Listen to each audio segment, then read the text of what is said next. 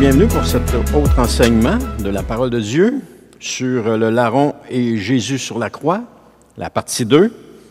Et la question que je pose, c'est est-ce que nous irons au ciel immédiatement après notre mort? Donc, la première chose que je veux voir dans cette deuxième partie, pour terminer l'enseignement, parce que c'est un enseignement en deux parties, la seconde chose que je veux voir, c'est une virgule peut faire toute la différence. Donc, les paroles de Jésus prononcées dans Luc 23-43 sont dites par la même personne qui a utilisé cet idiome à plusieurs reprises lorsqu'elle s'adressait aux Israélites dans l'Ancien Testament. Maintenant, quand on comprend cela, on peut voir que la virgule est mal placée. Reprenons le passage de Luc, chapitre 23-43, en changeant la virgule de place, et vous verrez comment le sens de la phrase peut changer. Mais d'abord, nous savons aujourd'hui que les points et les virgules existaient dans le grec ancien, mais cependant, la ponctuation n'était pas autant standardisée comme elle l'est aujourd'hui. Lorsqu'il y a une virgule, aujourd'hui, il y a une raison pourquoi la virgule est là, mais à cette époque-là, dans le grec, la virgule était plus utilisée pour marquer une pause dans le texte. Donc, elle faisait juste marquer une pause. Donc, tu lisais, puis tu avais une pause. Tu lisais, tu avais une pause. Tu lisais, tu avais une pause. C'était à ça qu'elle servait. Mais aujourd'hui, elle a une plus grande signification parce que dépendamment où tu mets la virgule, ça change complètement tout le sens de la phrase. Et c'est ça qu'on va voir. Parce que c'est la virgule en français qui est le problème.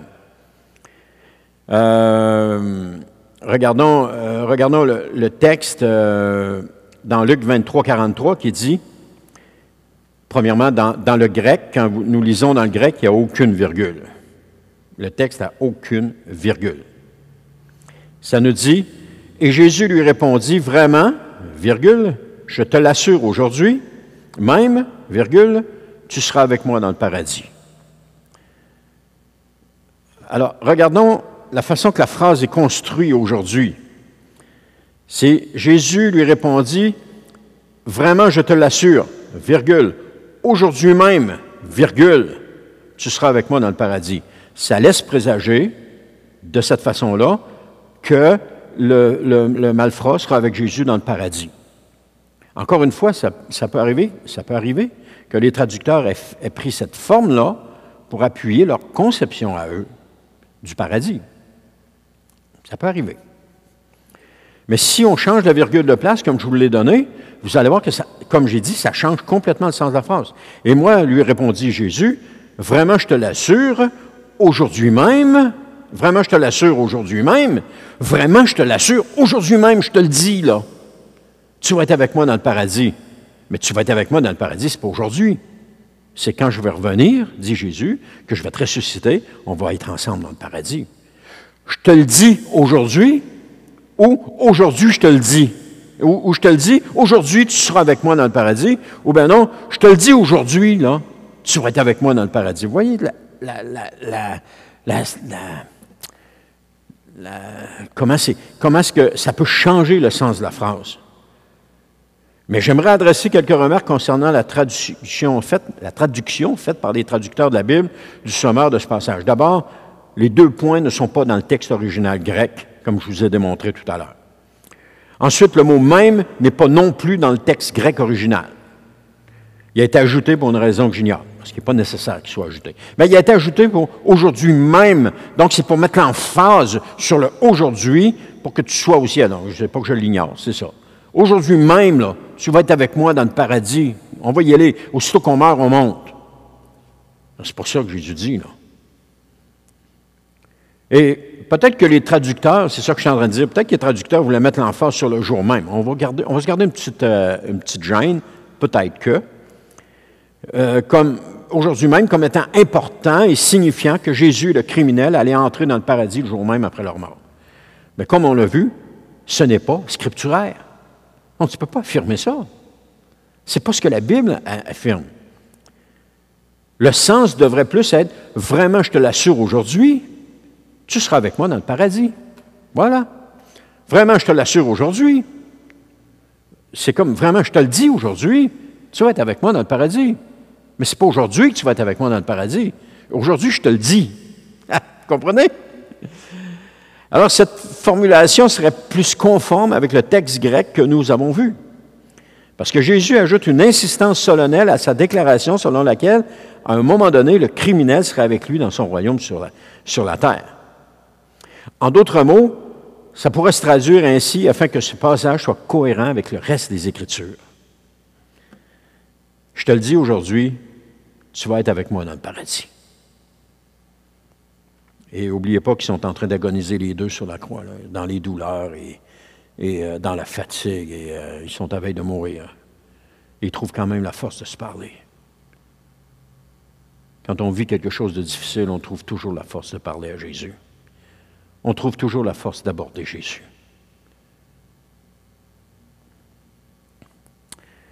Jésus dit aujourd'hui au malfaiteur, ce jour-là, qu'il sera avec lui dans le paradis. Alors Jésus dit la même chose à une personne qui naît de nouveau et qu'elle sera avec lui dans le paradis. Mais lorsque nous naissons de nouveau, on n'entre pas immédiatement dans le paradis. On va y entrer, mais on n'entre pas immédiatement dans le paradis. Parce que la Bible nous enseigne que les morts vont dans le séjour des morts, dans l'attente de la résurrection. Et tous les morts, sans exception, sont actuellement dans le séjour des morts. C'est ça que la Bible nous enseigne. Alors nous aussi, lorsque nous allons mourir, nous allons nous retrouver dans le séjour des morts. On passe tout par là. Personne n'a de privilèges spéciaux auprès de Dieu. Et maintenant, un autre point, c'est entrer dans le paradis sans Christ est une impossibilité. Si le brigand sur la croix était entré au paradis après sa mort, il serait entré sans Christ. Mais le paradis qu'on laisse sous-entendre dans nos traductions, c'est le ciel où Dieu habite avec les anges. Parce qu'on vient de voir que Jésus est allé là où tous les morts vont, c'est-à-dire dans le séjour des morts. C'est ça qu'on a vu tantôt. Donc le malfrat aurait été une exception. Le malfrat aurait été une exception. Parce que la Bible est claire concernant le fait de la résurrection des morts, quand cela se produira, et Jean, comme l'a déjà mentionné au début, affirme que personne n'est monté au ciel. Et si la Bible nous dit que personne, alors c'est véritablement personne, ça ne peut pas être quelqu'un, il ne peut pas avoir d'exception. Dieu ne fait pas d'exception de ce genre-là. Et ce ne sera pas non plus les croyants enlevés avant la période des tribulations, comme le suppose la fausse doctrine de l'enlèvement, qui est pré-tribulationnelle, qui vont monter dans le ciel. On ne sait pas trop ce qu'ils vont faire là, mais on sait qu'ils vont revenir. Ils vont être là une période X, parce qu'on ne sait pas si c'est 7 ans ou 3 ans et demi. Donc, on ne sait pas s'ils vont être enlevés au début ou au milieu. Et puis, on sait juste qu'ils vont revenir à un moment donné avec les saints anges. Ça, c'est un autre sujet. Les saints anges ne sont pas les chrétiens qui sont montés au ciel. Bref. C'est une fausse doctrine qui laisse de faux espoirs et de faux espoirs. Maintenant, qu'en est-il de tous les saints de l'Ancien Testament? Qu'en est-il de tous les héros de la foi mentionnés en Hébreux 11? La plupart des gens supposent qu'ils sont au ciel en la présence de Dieu. Mais si nous sommes prêts à croire à la simple déclaration de Jésus, nous savons que cela ne peut pas être le cas. Et je vous pose une question au sujet du roi David, qui est tout de même pas négligeable. Où est le roi David actuellement? Il était pourtant un homme selon le cœur de Dieu. Il doit sûrement être allé directement au ciel en mourant. Ça se peut pas qu'il ne soit pas allé au ciel. Est-ce que la Bible nous dit clairement où est le roi David? Bien entendu, on voit ça dans Actes chapitre 2, verset 34, dans le premier discours de l'apôtre Pierre à la Pentecôte. Et je crois que cela est important que le Saint-Esprit fasse mention de cet exemple pour que les gens ne s'imaginent pas des choses. On voit ça dans Actes chapitre 2, verset 34. En effet, David, lui, n'est pas monté au ciel, mais il a dit, le Seigneur a dit à mon Seigneur, viens siéger à ma droite. Il dit, David n'est pas monté au ciel. Ça ne peut pas être plus clair que ça. Alors, David, ce grand roi, cet homme qui plaisait à Dieu, cet homme qui a mené de grands combats pour Dieu, s'il y en a un qui aurait dû aller au ciel après sa mort, c'est bien lui. Mais non, Pierre, sous l'inspiration du Saint-Esprit, nous mentionne clairement que David, cet homme de Dieu, n'est pas monté au ciel. Il est comme tous les autres qui sont morts aujourd'hui. Ils sont dans le séjour des morts. Regardez maintenant ce que Pierre a dit quelques versets auparavant dans Actes 2, 29. « Mes frères, permettez-moi de vous parler franchement. Le patriarche David est bel et bien mort et enterré. Son tombeau existe encore près d'ici aujourd'hui. » Et le mot « aujourd'hui » qui est là n'est pas un idiome. On l'a vu tantôt, ce n'est pas un idiome parce qu'il dit « il existe encore près d'ici aujourd'hui ». Il fait référence, il peut être un idiome, il fait référence à l'époque de Pierre.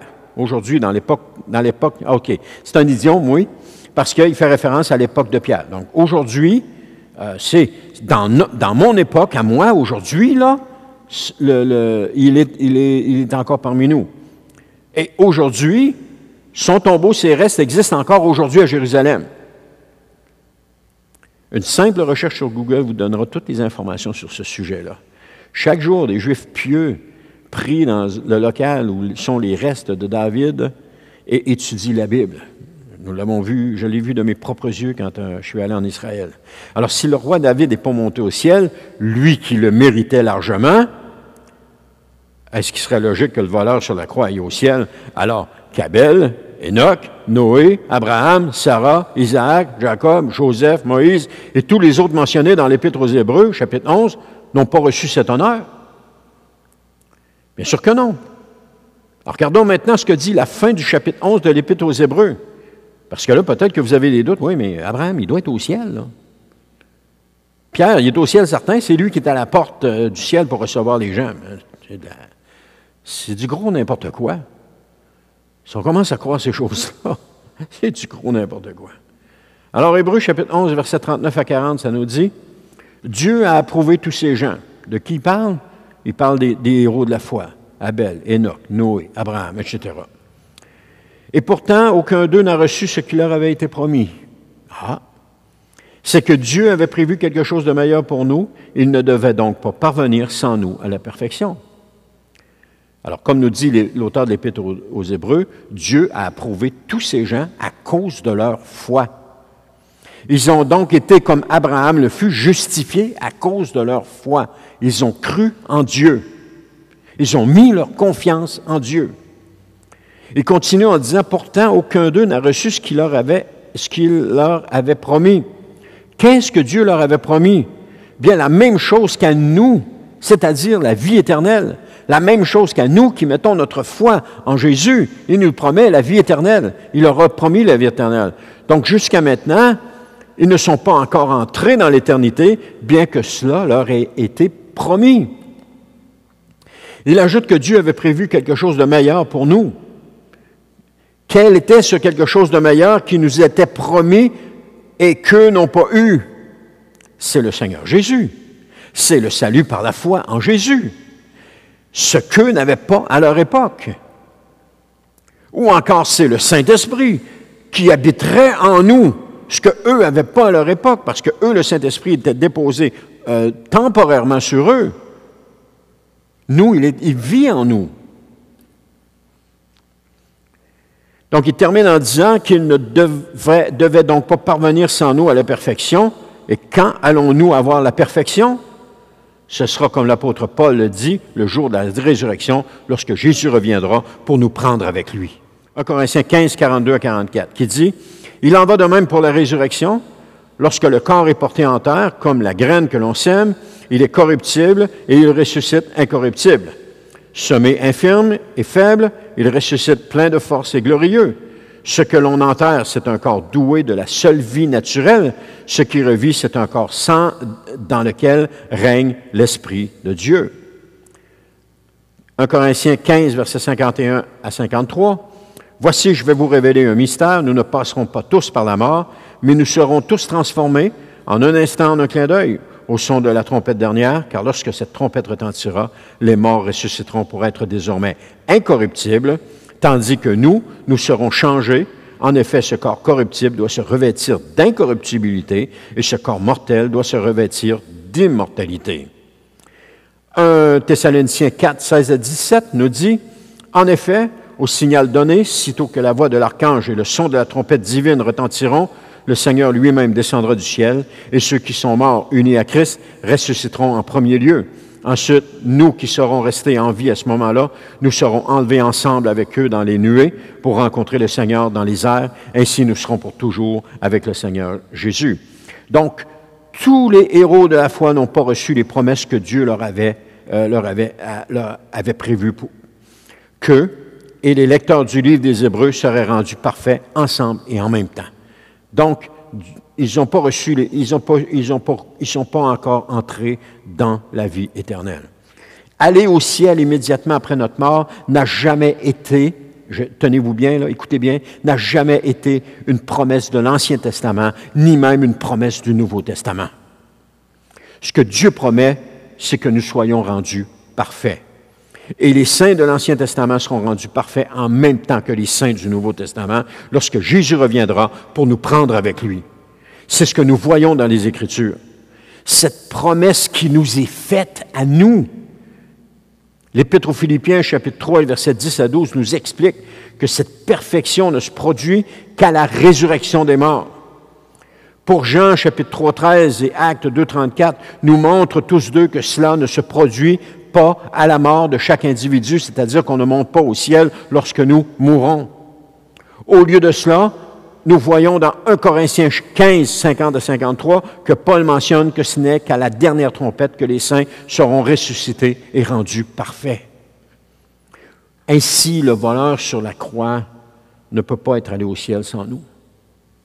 C'est anti-biblique, c'est pas scripturaire. Parce que ce n'est pas ce que la Bible dit. Il ne pouvait pas être rendu parfait avec un corps glorieux parce que Christ devait l'être avant lui. Et nous avons vu que Christ n'est pas allé au ciel lorsqu'il est mort, il est allé dans la tombe et dans le séjour des morts. Son âme dans le séjour des morts, son corps dans la tombe.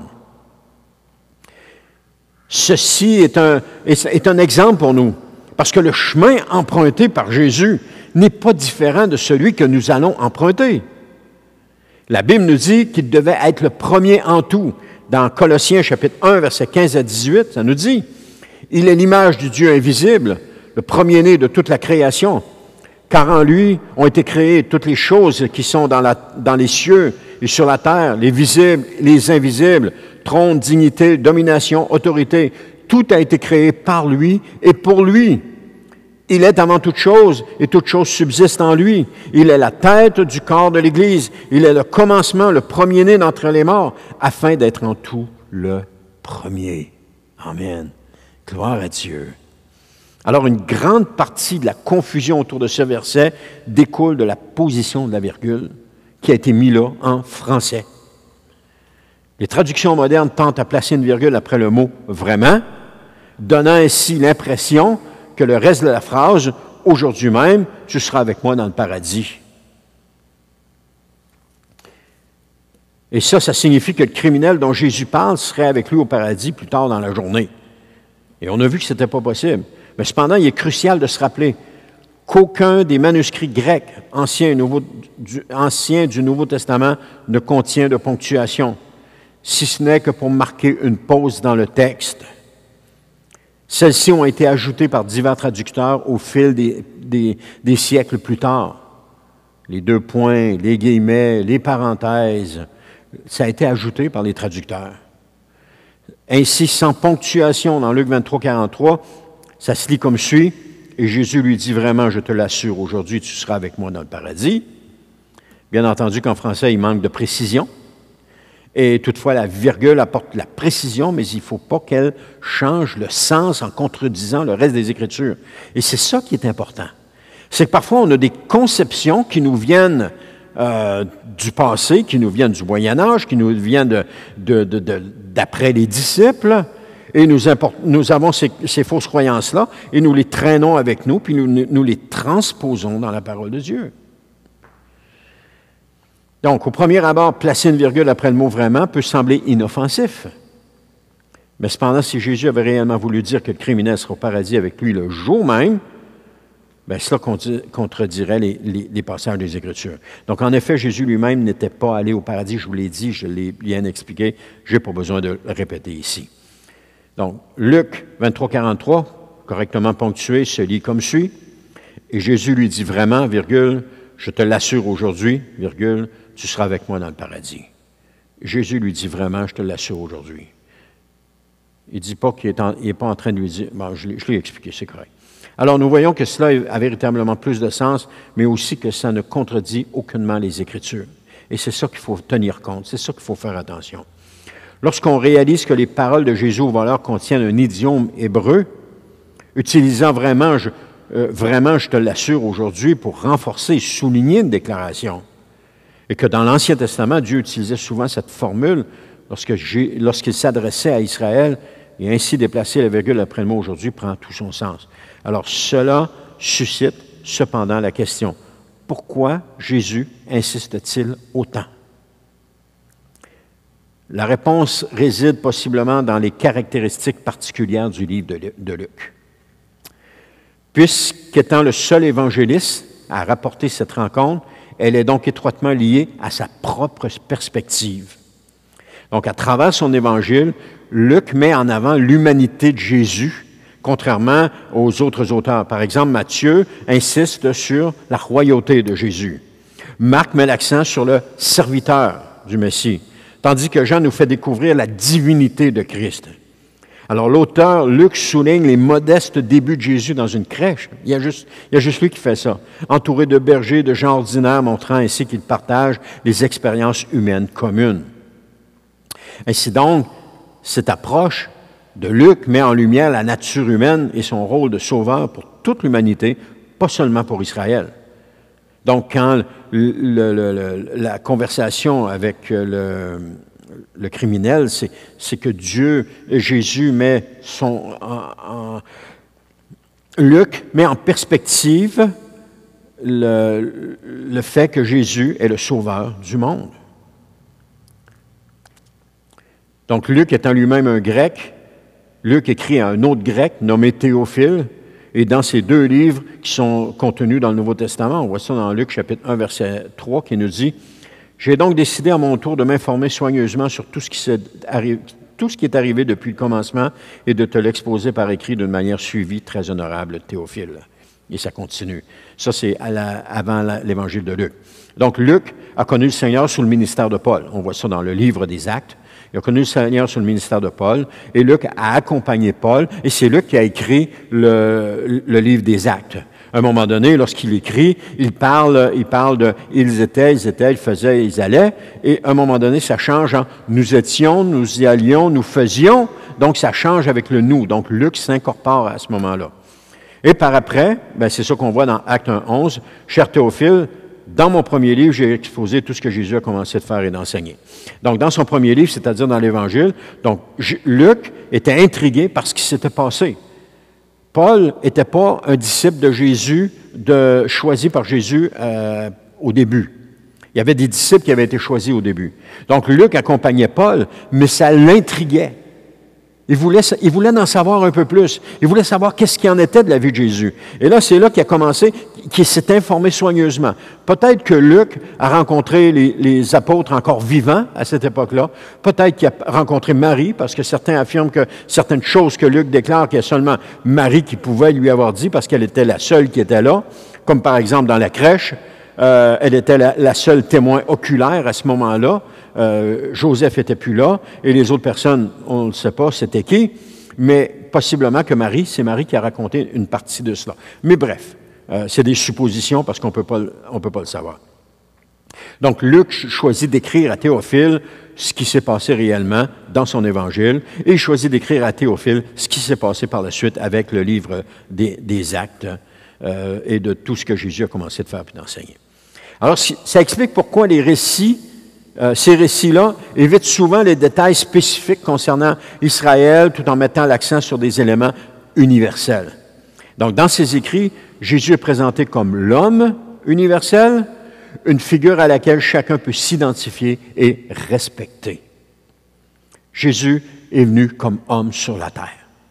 Donc, cette perspective aide à comprendre les paroles de Jésus qui sont adressées aux criminels. Et malgré la situation de délinquant condamné, celui-ci implore la grâce du Messie qui est mourant. Il y a toute une leçon de repentance là-dedans. Où est-ce que le gars sur la croix prend conscience de son péché et que juste à côté de lui, le Messie, il sait que lui, Jésus, crucifié là, puis qu'il n'a rien fait, mais que lui, ce qu'il a fait, il avait fait des choses pour être là, c'était justifié pour lui. Et là, il reconnaît que Jésus est véritablement le Messie, peut-être touché par le Saint-Esprit dans son cœur, mais une chose est sûre, parce que c'est au Saint-Esprit de convaincre de justice et de péché, peut-être touché par le Saint-Esprit dans son cœur, il reconnaît que Jésus est le Messie, et il s'adresse tout de suite au Messie. Souviens-toi de moi quand tu vas entrer dans le paradis. Souviens-toi de moi. Et c'est là que Jésus lui dit, qu'aujourd'hui même, c'est là que Jésus lui dit, aujourd'hui, c'est là que Jésus, aujourd'hui, lui dit qu'il va être avec lui dans le paradis. Vous voyez, il faut faire attention comment on le nomme pour être correct, là. Alors, pourtant, Jésus, en tant qu'homme parfait, ne le rejette pas ni le réprimande. Ah, ben là, tu aurais dû faire attention, là, tu es en train de mourir, on ne peut plus rien faire pour toi. Pourtant, il reconnaît plutôt ce que Jésus va faire, il va plutôt reconnaître la foi du criminel en lui, dans le royaume de Dieu, et venir, et dans le royaume de Dieu à venir, puis dans la promesse de la résurrection. Et le criminel discerne la véritable nature de Jésus et comprend que celui-ci il comprend que ce qui adviendra après sa mort, il le comprend. Il sait que lorsque Jésus va revenir dans son royaume, il va se souvenir de lui puis il va agir en sa faveur. Donc le criminel est mort, confiant que Jésus allait le ressusciter.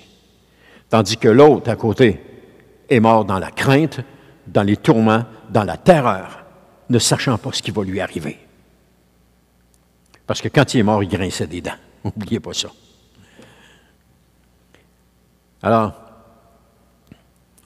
Jésus lui assure donc qu'ils seront ensemble au paradis. Et Luc souligne ainsi la compassion de Christ, même en sa propre agonie, pour réconforter puis encourager l'homme mourant à ses côtés. Mais, est-ce qu'on aurait eu la force de faire ça? Est-ce qu'on aurait eu la force de se comporter comme Jésus s'est comporté avec lui? Il y avait juste Jésus qui pouvait faire ça. Il en avait déjà de reste, il était en train de lutter pour sa survie.